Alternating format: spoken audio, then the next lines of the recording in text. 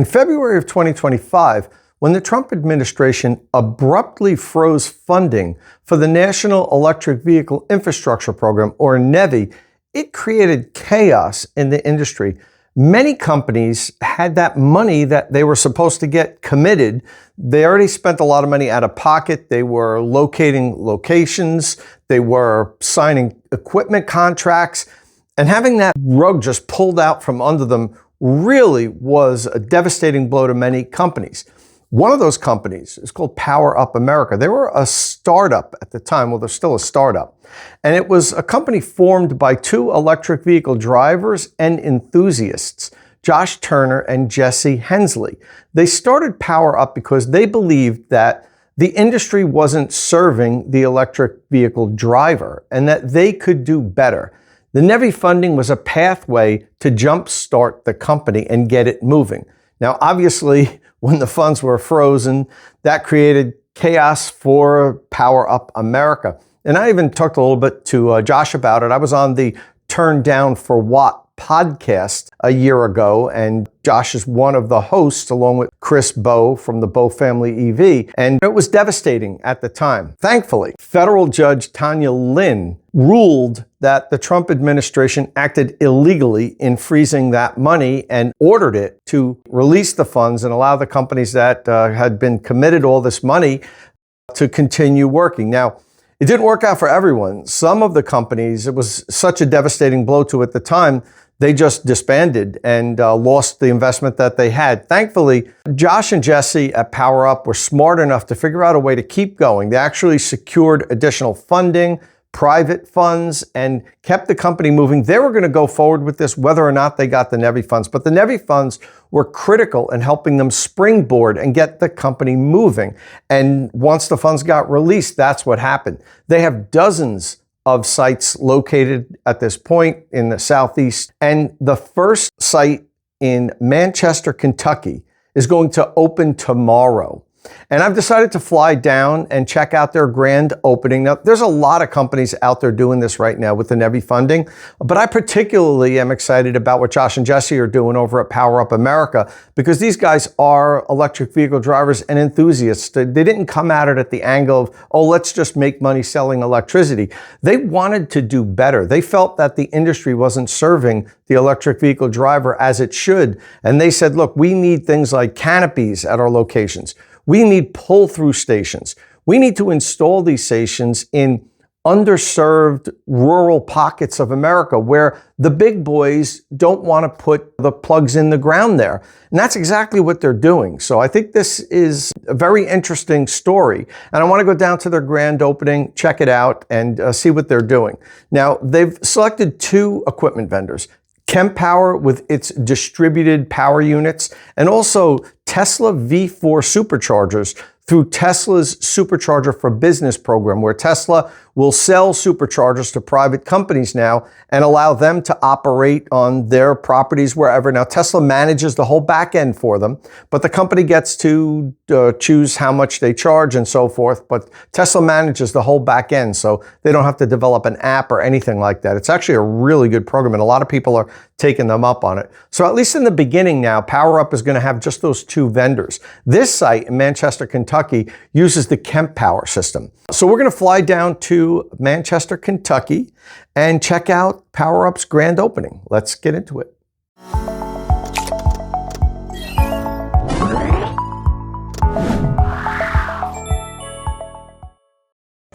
All right, so we've arrived at the PowerUp's grand opening of its first location here in Manchester, Kentucky.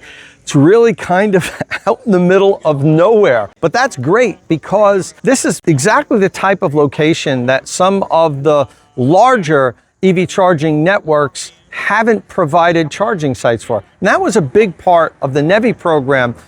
The initial phase of that was for charging locations to be located in underserved areas. This would definitely count as an underserved area for electric vehicle charging. So really happy that PowerUp is installing a charger in this area here.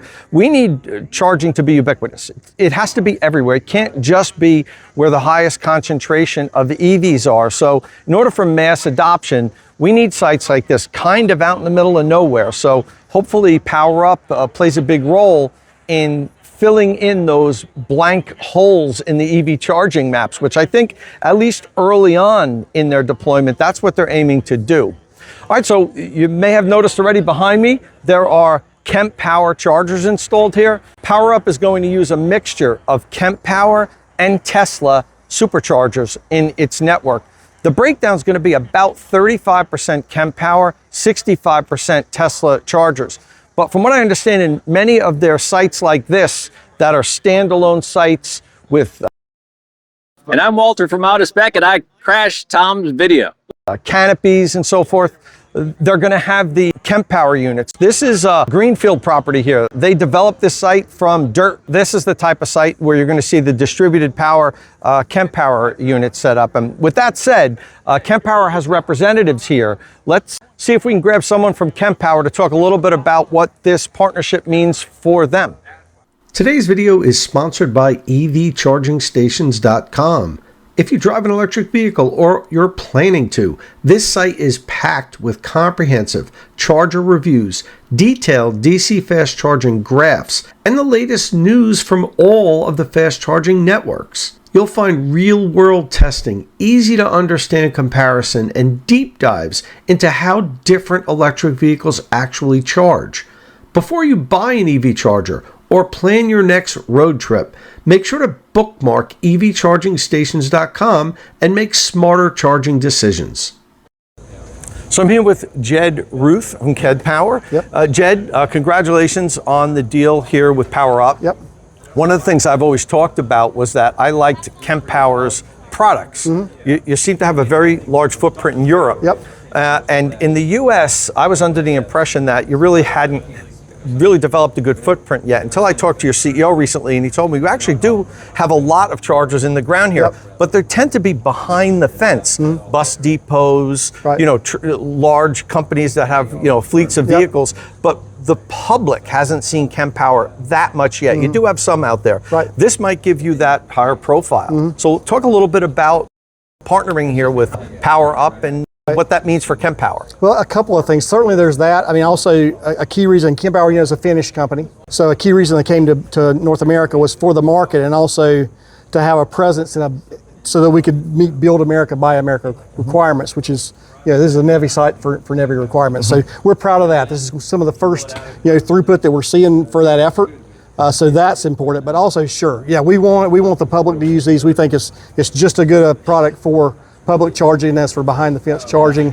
I mean, this site utilizes 800 kilowatts of power, and then 4 satellites. NEVI says each has to be capable of 150, but our system is dynamic. So if you're in here and there's spare power, we're going to give you that power. Right. So if you're in here with a Lucid that can take 300 kilowatts, this site can actually give you that. Yeah. I think that's our real advantage in public charging is, cars come in and the charging curve changes, and we can adapt to that change. And if you need the power very often, we can give you all of it. Right. That's a real key advantage for us in the site. Yeah, let's talk a little bit about that, about your distributed power system, which I think a lot of EV drivers don't fully understand how it works. They know that when they go to some charging sites, the chargers might be splitting power between two. Yep. But that's not what you do here. No. You split it between the whole site.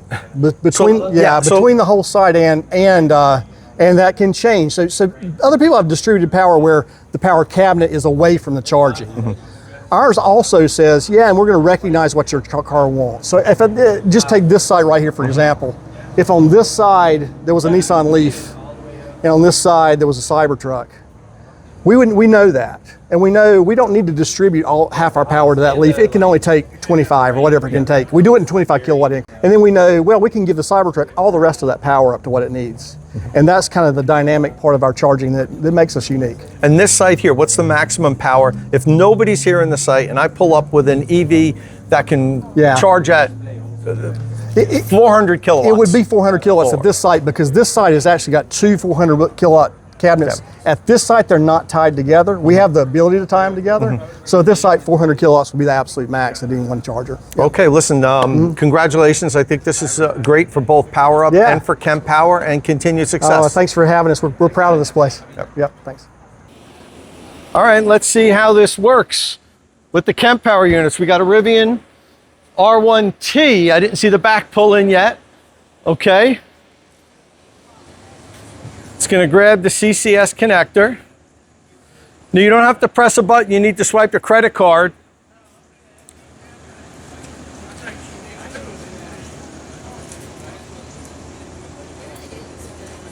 All right, now you're good to plug in, I'm pretty sure.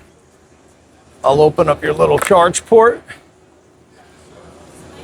And this is a good case of showing how long the cable reaches, because he's parked not close to that unit at all and kind of on the wrong side. He should be on a charger on this side, but this was all that was open. All right, now it's saying prepare to charge.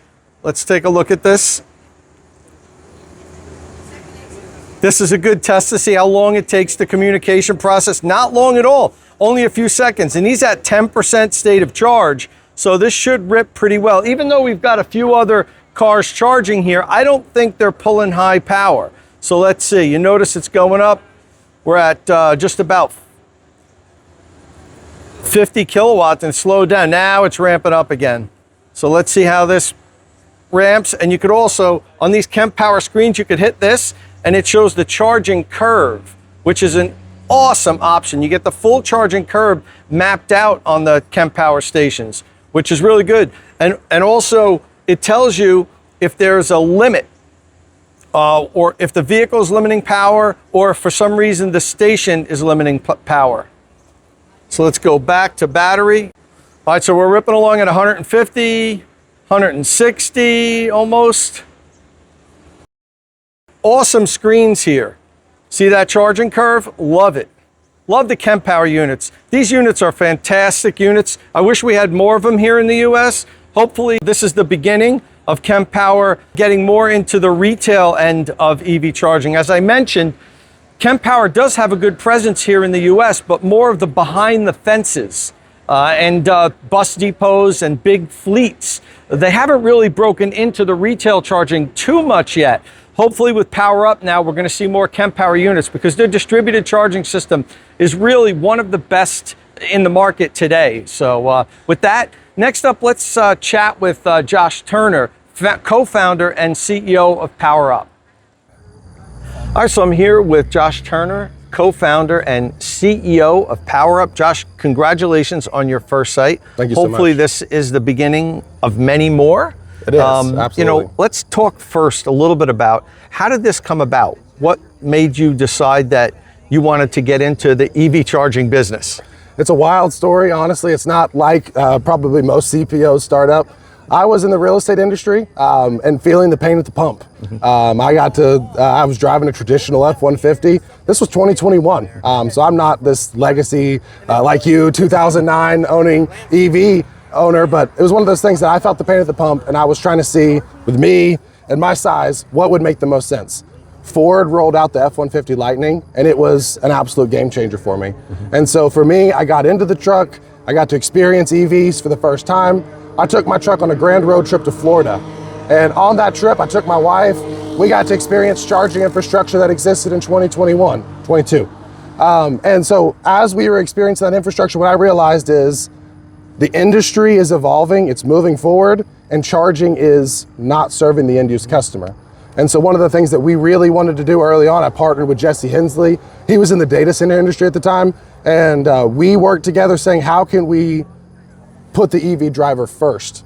And so that was really the birth of the thought of what we have here, which is pull through charging, canopies over the driver. The last thing that an EV driver wants is to be in the elements, plugging in their vehicle. So we wanted to utilize the federal funding that had just dropped that fall and say, how can we do EV charging in a way that serves the driver? And so obviously as we progressed, that led to this being our flagship, but we have many more coming. Right, and you mentioned the public funding. The NEVI program launched and then it stalled for a little while, but I don't think a lot of people realize it's back on. And now you can get a head start with that funding. Now, it's not a long-term plan, obviously, for a company, but I think it just played an integral role of helping to get infrastructure in underserved areas. Because, for instance, where we are here, this is not like a prime location for No. Electrify America or Iana Yeah. or EVgo. We are in rural Kentucky. Yeah, we are. So, but that was the point of the NEVI program, to help get chargers in the ground in areas that the big boys, for instance, weren't paying attention to. Yeah. So to me, that's a huge win. And, part of the reason why I decided to come out and do this, because there's, quite honestly, there's a lot of companies starting out now. Yeah. Was the story that you just told about how this was born out of, two EV drivers that wanted to do it better. Yeah. So getting back to the fact that NEVI kind of gave you the boost to get started. It's not a long-term plan. You're going to need a lot more investment, but you seem to have that taken care of. So let's talk a little bit about that, because that, I think, helps paint the picture for PowerUp that you'll have staying power. Absolutely. Yeah, so early on, we really were focused on the government grant. I mean, every state was releasing, and this was before the federal government paused the grant in February of last year. And so we had won awards in Virginia, Kentucky, and we had won awards in Tennessee. We had upcoming awards in Georgia. And then when the federal government paused, it allowed us to take a breath and say, how do we take this and move it into private deployment? And so we were blessed, honestly, just really, truly a blessing for us. We got introduced to the Kempower family. They're a third generation traditional downstream, mid to downstream oil company out of Nashville. They own over 200 traditional refueling stations, and their perspective has always been to serve the end use customer. They've always said that if the end use customer wanted to pump Gatorade, they'd pump Gatorade. And so for them, they had seen that the industry was beginning to evolve, and they wanted to be a part of that evolution. And so when Jesse and I brought forth the vision of PowerUp with serving the end use customer with the pull through, the canopy, bringing that experience that doesn't really exist in the EV charging market today, they were passionate about it. But with their legacy being a 75-year-old company and the strength of their portfolio, it allowed them to act as an accelerant for us to launch into private investing. And so we have over 23 federally funded sites that are in development, opening within the next year, that will look exactly like this. But also, with their backing, with their investment, we have over 100 other sites in development. And those will be more traditional deployments, like any other provider, in locations like Atlanta and Charlotte and some of those major urban centers. But our goal is to be able to cast a wide net and serve the end user. And so in those deployments, we're using the Tesla superchargers, bringing in those 500 kilowatt V4 chargers. And so we'll be having high speed reliability and try to serve the end use customer in those deployments. It's not going to be quite this grand, but the federal funding is what allowed us to come in and say, hey, we're not going to be the cheapest awardee, but we're going to be the awardee that serves the driver. And that's the intention of the funds. That driver coming down the parkway wants to stop here. We've had drivers stop 4 times already at the same location, saying, like, this is now my charging stop to get to Eastern Kentucky. Yeah, that's fantastic. And one of the things that I love is that you're not going to have an app. You're not going to require to open up an app and swipe. It's all swipe to pay, tap to pay. We're here on the Kempower units, and it worked really quickly. It seemed the authentication process was relatively fast. And I think EV drivers are going to like the fact that they don't need another app. But talking about the Tesla superchargers, you're going through the Supercharger for Business program. These will be labeled PowerUp. Yeah. These won't be Tesla superchargers. They'll be on your network. It goes into their network, right? But we also get to broadcast it. It's branded PowerUp. Yeah. But that's something that, and you set the rates for that. Yeah, it's not a Tesla control thing. It's your equipment. It's on your network. The reality is 60% of EVs on the road are Tesla. Yeah. And so we want to be able to serve that user, but also with their new systems, we're going to be able to offer the Magic Dock on everyone, so no adapter necessary. One of the things that we care about for a company, like you just said about the credit card reader and not the app, like, we want to make EV charging simple. I feel like the EV industry as a whole has made everything so complicated. You have 12 different apps, 5 different subscriptions, and you're trying to activate a session. When you show up to a PowerUp site, we want you to be able to tap your credit card like any other traditional refueling station.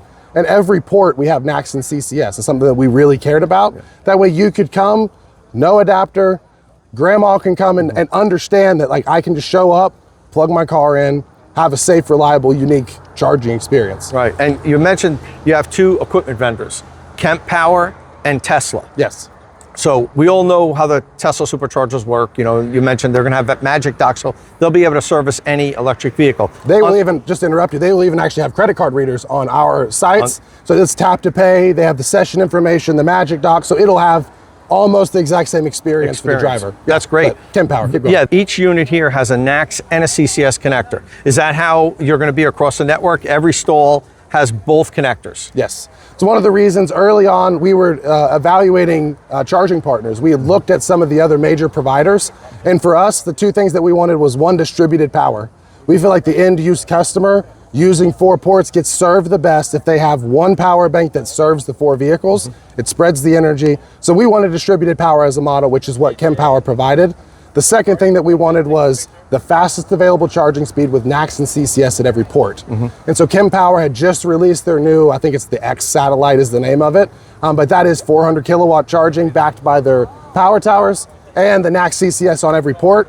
That way when you show up, most vehicles can't take that nowadays, but the future of the industry, we don't want to be the charging station of yesterday, we want to be the charging station of tomorrow. So as more 800 volts show up and as we start to see those, we wanted to be able to provide charging for everyone. Also, talking about the charging station of tomorrow, one other thing that I think people appreciate today, but will be ubiquitous and not too far off, is plug and charge. People don't even want to come out, get their credit cards, swipe, tap to pay, anything. They just want to plug in, walk next door to the Huddle House and get something to eat. Absolutely. What's your plans with plug and charge? Are you working with the different manufacturers to integrate their vehicles into your system? How's that coming?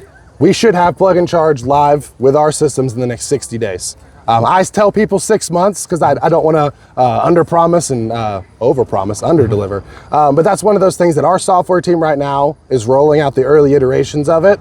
And as they start to onboard new network providers like Blue Oval and Shell and ChargePoint, we're trying to consolidate that to once again serve the end use customer. Awesome. So we want it to be as simple as possible. Plug and charge is a great technology, but that will be available on this site the moment that software update hits. So coming very soon. One last question, it's 2-part.